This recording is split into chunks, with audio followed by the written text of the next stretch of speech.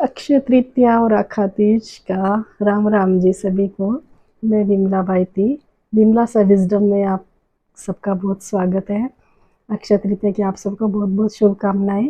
जैसे कि मैंने आप लोग सबको बोला था कि मैं पहले भी एक वीडियो बनाई थी, तो मैंने फिर अक्षय तृतीया का आध्यात्मिक वो स्वरूप के बारे में मैंने बात करी थी कि उस दिन हमें क्या क्या प्रभु के प्रति जो धारणा रखनी चाहिए। लेकिन है ना, एक हमारे जो रिचुअल होते हैं, किसी के घर में कुछ बनता है, किसी के घर में कुछ बनता है, तो मैंने ये कहा था कि मैं बताती हूँ हमारे घर में क्या बनता है। तो मैंने इसकी भी वीडियो बनाई है। हमारे में जो खिचड़ा बनता है ना, कि जैसे बाजरे का बनता है अधिकतर। राजस्थान में बहुत लोग तो सिर्फ बाजरे का भी बनाते हैं, और हमारे घर में थोड़ा बाजरे में दालें वगैरह मिक्स कर देते हैं। वो मैंने वीडियो बनाई है, और बहुत ही टेस्टी खिचड़ा होता है। तो उस खिचड़े की आगे मैं वीडियो बताती हूँ आपको। और आप मेरा ये चैनल, मेरा जो ये वीडियो है, आप पूरा देखिए। बहुत ही ये समृद्धशाली ये अक्षय तृतीया होती है हमारी। इस दिन है ना, चंद्रमा और सूर्य दोनों ही उच्च राशि के होते हैं, और कमाल का योग बनता है महालक्ष्मी को प्रसन्न करने का ये। तो इसको भी जैसे धनतेरस से ही हम शुरू कर देते हैं। दिवाली पे लक्ष्मी, माँ लक्ष्मी का आगमन के लिए धनतेरस से हम शुरू करते हैं ना। तो इसमें भी हमारे में भी है ना, जैसे अक्षय तृतीया एक दिन पहले से ही, दूज के दिन, अक्षय तृतीया के पहले दिन शाम को भी ये खिचड़ा बनता है। इसको शामा खिचड़ा कहते हैं। और दूसरे दिन सुबह भी बनता है। तो इसे एक लोग व्यापार का दिन बना लिया लोगों ने। जैसे एक बस सोना चांदी खरीदना है, बस अक्षय तृतीया को इतना ही मानते हैं। ये नहीं है जी। अपने आनंदमय जीवन बनाने के लिए अक्षय तृतीया का प्राचीन उपाय भी है एक, वो भी करना चाहिए। तांबे का कलश लेके, छोटा बड़ा जो भी आपके घर में, उसमें पीला कपड़ा लगा के, और उसके अंदर कपड़ा जो है वो बाहर तक ऐसे आए। तांबे का कलश लेके पीला कपड़ा लगा के उस अंदर और बाहर तरफ आ जाए, वो रुमाल जैसे। और उसके अंदर नोटों की गड्डियाँ रखे। और जैसे माँ लक्ष्मी की पूजा भी करनी होती है अक्षय तृतीया के दिन, तो वहाँ पे रखे। और जो अपने हिसाब से सबके जो भोग लगते हैं वो भोग लगाए।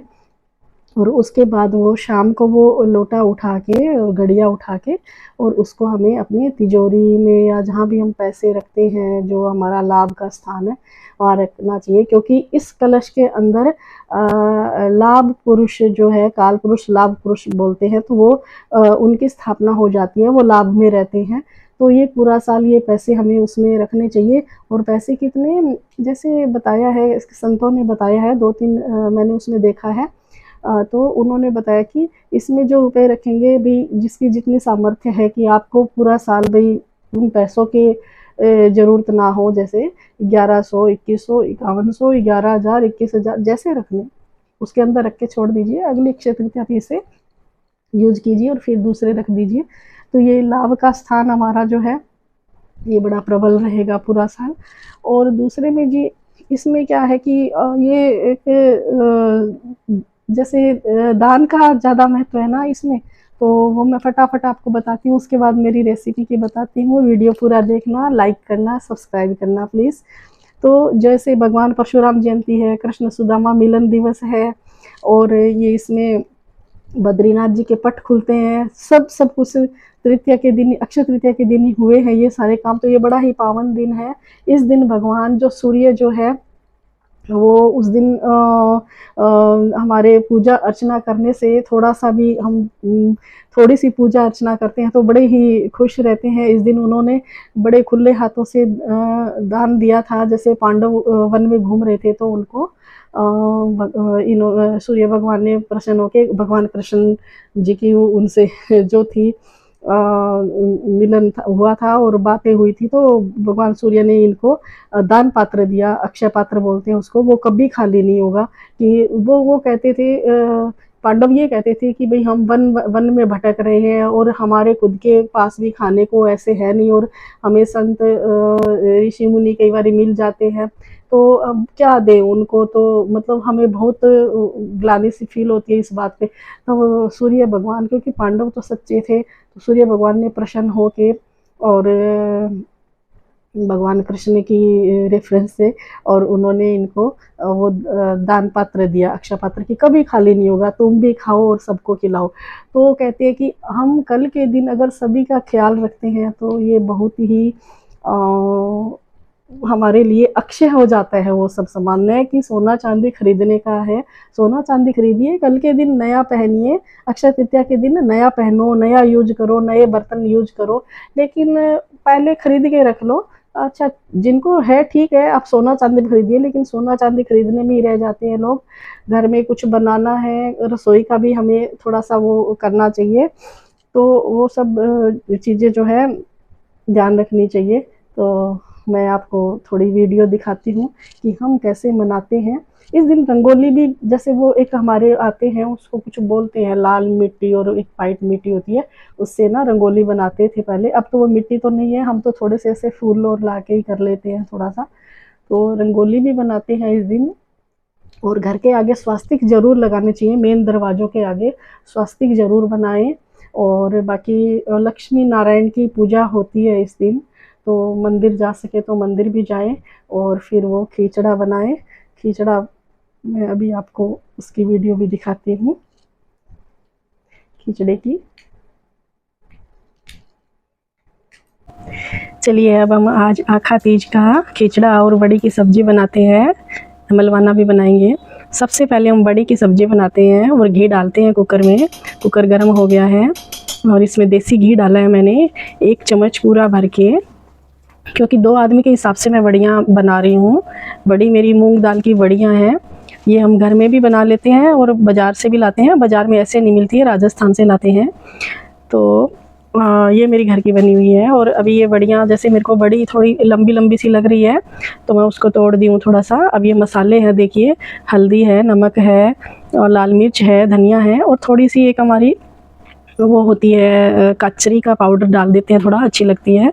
कचरी का पाउडर आता है राजस्थान में, यहाँ भी आता होगा। तो अब इन मसालों में है ना मैं पानी डालूँगी। और देखिए, मैंने गैस बंद कर दिया था क्योंकि घी गर्म हो गया था। तो अभी इतने गरम गरम घी में मैं जीरा नहीं डालूँगी, क्योंकि गरम घी में जीरा डालते ही, गरम घी तेल में डालते ही वो काला हो जाता है, हल्का ठंडा हो जाएगा। और उन मसालों में मैंने पानी डाल दिया है। और अब ये मैं इसमें जीरा डालूँगी। देखिए, मैंने इतना जीरा ले लिया है, 1 चम्मच, छोटी वाली 1 चम्मच जीरा डाल दिया है। कुकर में मैंने जीरा तड़क गया है। अब इसके अंदर मैं ये जो मसाले थे उसमें मैंने पानी डाला था, पानी डाल के, और ये ऐसे डालते हैं हम मसाले। तो पहले मैं, उससे पहले मैं बड़ियाँ डाल देती हूँ घी में, क्योंकि घी में अगर हम बड़ियाँ डाल देते हैं ना तो थोड़ी सी बड़ियाँ हल्की सी फ्राई हो जाती है, तो वो ज़्यादा अच्छी लगती है। थोड़ी मेरे को कुछ बड़ियाँ बड़ी बड़ी लंबी लग रही थी। वैसे तो हम तोड़ लेते हैं इनको बेलन से ऐसे चला के, लेकिन आज मैंने तोड़ा नहीं। तो ये बड़ियाँ मेरी मैंने थोड़ा गरम घी में डाल दिया है, और इसको कुकर और गरम में घी तो थोड़ा सा वो हल्की सी फ्राई हो जाएगी। और अब मैं वापस गैस ऑन कर देती हूँ और बड़ियाँ हल्की सी फ्राई हो गई है। तो अब ये थोड़ा अच्छा लगेगा। अब मैं इसमें ये मसाले वाला पानी डाल देती हूँ। इसमें मैंने 5 चीज़ें आपको बताई थी, बस नॉर्मल सिंपल सा ही डालते हैं। तो मैंने ये पूरा 1 बाउल, अब पहला आधा बाउल मसाला में पानी था, अब आधा और डाल दिया है। और अब 1 बाउल कटोरी और पूरा ये भर के डाल देंगे, क्योंकि 1 कटोरी बड़ी में 2 कटोरी पानी तो आराम से लग जाता है, तो क्योंकि ये बाद में पानी सोख लेती है। तो ये अब मैं इस कुकर के ढक्कन लगा दूँगी। वैसे तो देखो, कुकर में बनाना ज़रूरी नहीं होता है, हम पतीले में भी बना सकते हैं, पर मैं सोच रही हूँ फटाफट दिखा दूँ, तो कुकर में 2 सीटी लगाऊंगी, इतने में बड़ी गल जाएगी। अब ये देखिए, मैं आपको दिखा रही हूँ बाजरा। मैंने बताया था ना कि ये 5 चीज़ों से बनाते हैं हम खिचड़ा, पर ऐसा ज़रूरी नहीं है, खाली बाजरे का भी बनता है, पर हम ये इतनी चीज़ें डालते हैं। देखिए, ये बाजरी जो है मैंने पहले वो भिगा के और कूट के रखी हुई थी, ऐसी बाजरी होती है, ये बाजरी है। इसको मैंने थोड़ा भिगाया और फिर थोड़ा सा चला लिया मिक्सी में चला के मैंने थोड़ा थाली में ऐसे डाल दिया था, तो वो थोड़ी ड्राई हो गई। और फिर मैंने ऐसे फटक के उसको थोड़ा सा, इसका हल्का छिलका सा साइड कर दिया। ये देखिए, मूंग दाल है, ये मोठ की दाल है, इसकी ये भी आप मूंग की ले सकते हैं। और ये दलिया है, वो थोड़े से, तो ज़रा से दलिया गेहूं का और ज़रा से चावल लेते हैं, ज़्यादा नहीं लेते। रेशियो में इसमें कोई ख़ास फ़र्क नहीं पड़ता है, अपनी अपनी पसंद का होता है। तो हम दलिया और चावल थोड़ा कम लेते हैं, और जो दालें हैं वो थोड़ी सी ज़्यादा ले लेते हैं, और सबसे ज़्यादा लेते हैं बाजरा।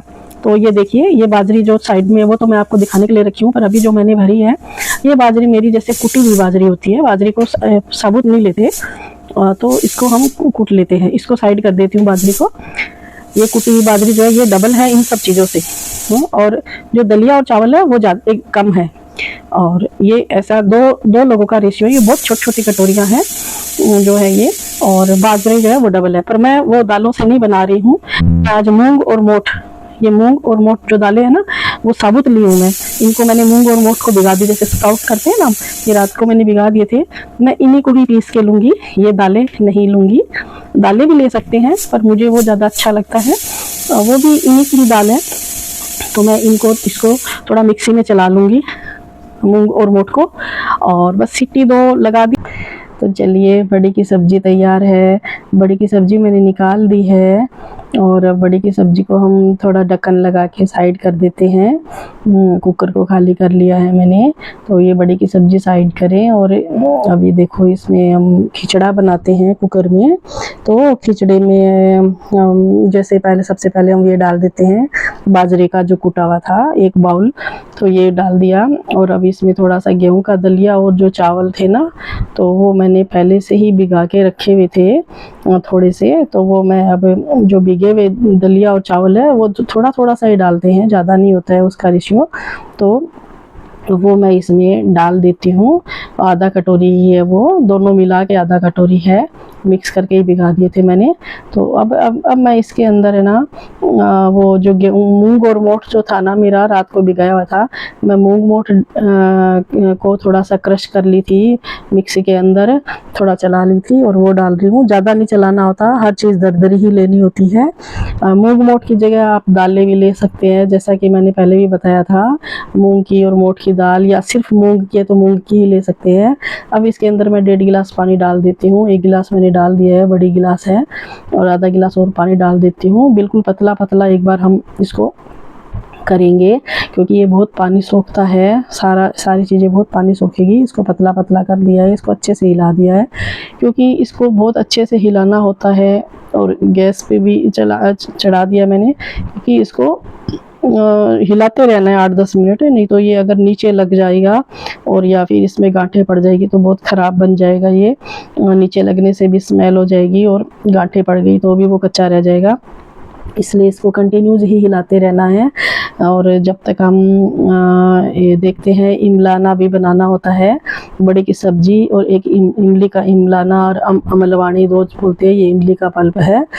इसको हम अच्छे से छानेंगे, इसे छान के जैसे पतला पतला शरबत होता है ना वैसे ही कर लेते हैं। फिर इसके अंदर है ना मीठा और नमक सब मसाले थोड़े से डलेंगे, जैसे जलजीरा मसाला होता है, चाट मसाला होता है, लौंग इलायची, बस इतना ही डलता है। लौंग इलायची अपनी इच्छा से है। ये देखिए, ये चीनी, ये वो मिश्री का पाउडर है। तो वैसे तो इसमें गुड़ और शक्कर ही डालते थे पहले ज़माने में, तो लोग ट्रेडिशनल तो वही होता है। तो मैं थोड़ी सी शक्कर डालूँगी, थोड़ी मिश्री का पाउडर डालूँगी, और इसमें 2 लौंग और इलायची और काली मिर्च थोड़ी सी डाल के, काला नमक और डाल के, और इसको ठंडा ही लेते हैं, कुछ नहीं करते, पकाना नहीं होता। और उसको मैं बना के, और इसमें मैंने थोड़ा सा नमक डाला है।